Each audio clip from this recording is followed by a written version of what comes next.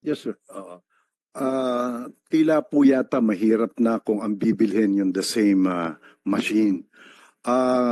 Akin pong, I will discuss it with the board because there is this proponent na parang it's a fixed POS na which is more cheaper at saka mabiliso. Siguro ho, if it is possible, pwede naman ho namin siguro yun ang ipagamit doon sa 2,000 na yon, na instead na iintayin ho natin bilhin yung machine na baka nga hindi na available, and because of this modern technology, if we can replace it with this nakakita na rin ako at pinaresenta ho sa amin, I think I will discuss it with the board. Ito ang ating ipagamit sa kanila para muling mabuksan yung kanilang mga Lotto outlet at tuloy ulit ang kanilang mga negosyo.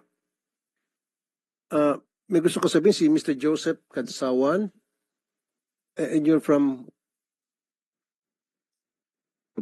Sana po? Okay na. From...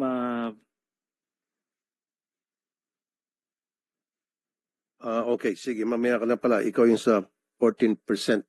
yes, Your Honor. Okay. Sige, tapusin mo natin ito si Ma'am Evelyn. Ma'am Evelyn? Mr. Chair, I would like also to let the PCSO department heads, the chairman and the AGM and both AGM Arnel and AGM Pachag.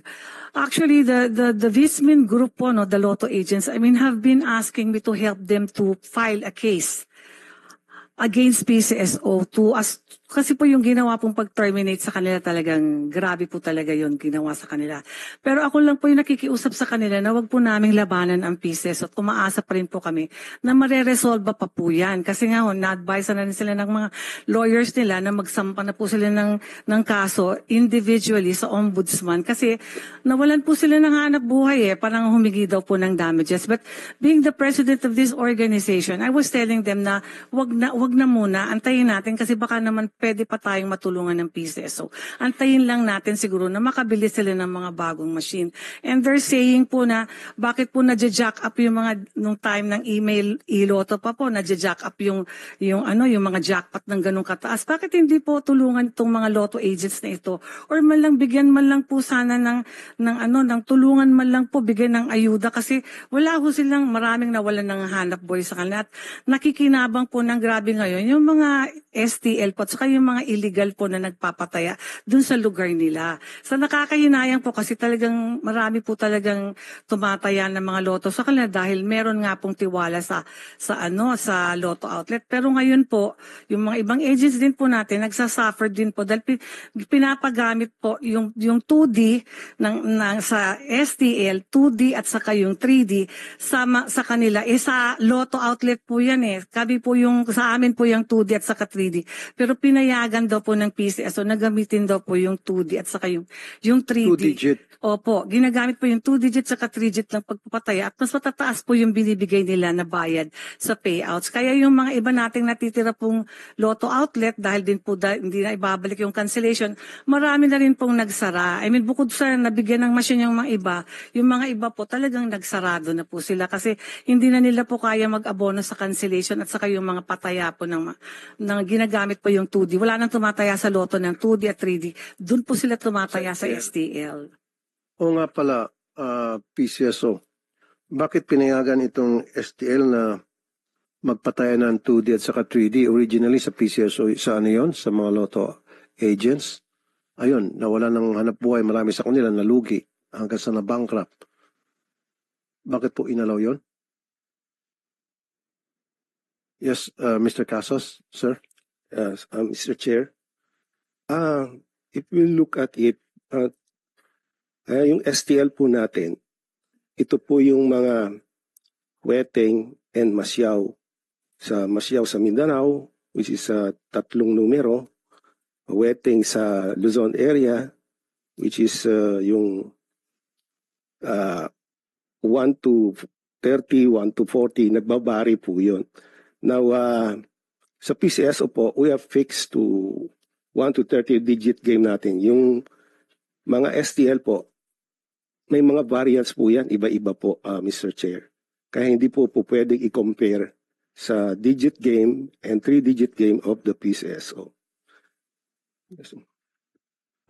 Ma'am Evelyn, sabi mo, kaysa mag-file kayo ng kaso sa ombudsman against PCSO, marami kayong mga agents, mas gusto niyo makipag-usap na lang sa kanila. So meron ho ba kayong timetable kung hanggang kailan nyo dapat ma-resolve na yung problema ninyo with the PCSO bago kayo mag-file ng case ombudsman? Kasi one way or the other, para sa akin, kailan mo talaga mag-file ng case? Kung hindi natupad yung kagustuhan ninyo after a certain period of time, di naman pwede kayo mag-antay na ng matagal na panahon. Di po ba? Nag-antay na kayo, matagal na anantay nyo eh.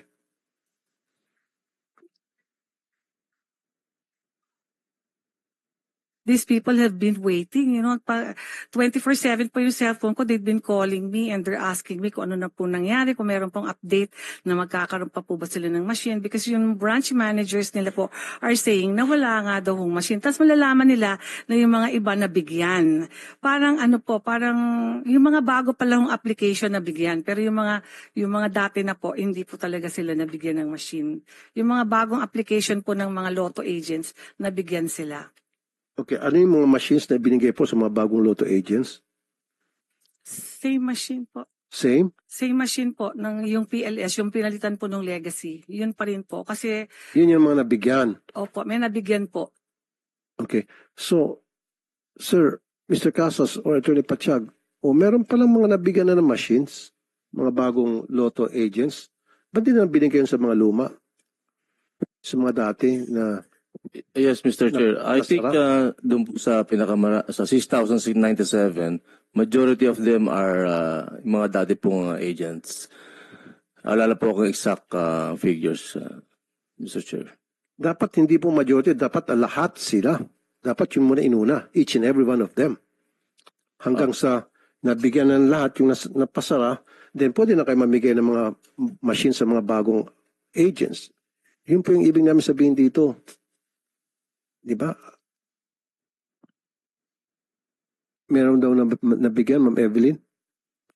Opo, yung mga pong bagong application daw po. Hindi, sa inyo sa mga luma, may nabigyan? Wala po. Ni isa? Wala po. Mga hanggang ngayon po, nag-a-appeal. Sabi ko nga, sumulat sila O, teka muna. Attorney Pachag, you're under oath. Sabi mo, may nabigyan, majority of them doon sa, ilan yun? Ilang machines? Dito po sa 6,097, Mr. Chair. Ito po ang alam kong available na information. Then give me a list of those names. Ibabangga ngayon ni Ma'am Evelyn sa listahan ng mga membro niya at kapag lumitaw na hindi, ipapakontem kita. Yes, Mr. Chair. You're lying. Sasabit pa. Okay? Kasi sabi mo, ma'am, wala ni isa sa inyo, ano? Walang nabigyan. Ang Meron, sabi niya, majority daw nung 6,000. yung mga iba po sa Luzon yata, nabigyan po nila. Pero sa Mindanao, sabi po nila wala pa daw po. Yung mga bagong mga agents lang po na nag-apply. Hindi po yung mga dating agents na nabigyan po sila ng machine. Okay. Ma'am, ganito. Pwede ho ba, Attorney Pachag, next week, magbigay na kayo sa amin ng report, final report tungkol doon sa inyo pong plano na para mapagbigyan itong mga napasara ninyo mga lotto outlets before. Ano po yung plano ninyo? At siyempre yung plano na yung gusto ko po ay positive na sila ay makabubukas muli. Yes, Mr. Chair, we will coordinate with the gaping sector in charge of the terminals, Mr. Chair, and the management. Okay. Another topic that we have to discuss also is 14% commission to Pacific Online based on the daily sales paid on a weekly basis. Kaya nandito yung FPJPN. Mr. Joseph Kadsawan. Good afternoon, Mr. Chair, Senator Tulfo. Sige po, go ahead po. Mr. Kadsawan. Noong June 10 po is nag-file kami ng complaint sa Ombudsman against the PCSO directors and Okay. GM. Sir, I would like to acknowledge the presence of our chairman, Senator Mark Villar. Siya po ang chairman ng Games and Amusement. Good afternoon, Senator Villar. Chairman. Go ahead po, Sir Joseph. So yun, sa nakinig kami sa mga previous hearing nyo dito sa Senate, and most of my members are talaga tumataya sa loto. So nung napanood namin ng mga inquiries dito regarding sa PCSO, lalo na sa pagpasok ng Memorandum of Agreement ng POSC and with the PCSO, marami kami nakita na discrepancies, butas. At ano po yung mga butas na yun, sir? The 14% commission, Malaki. pati yung mga requirements from the OGCC, lalo na po yung approval from the Office of the President Okay. At naifile nyo na po yung kaso sa ombudsman. noong June 10 po, June 10, this year. this year. Okay, andito si Asriman Rafanan, Assistant Ombudsman. Magandang hapon po sa inyo, Sir Rafanan.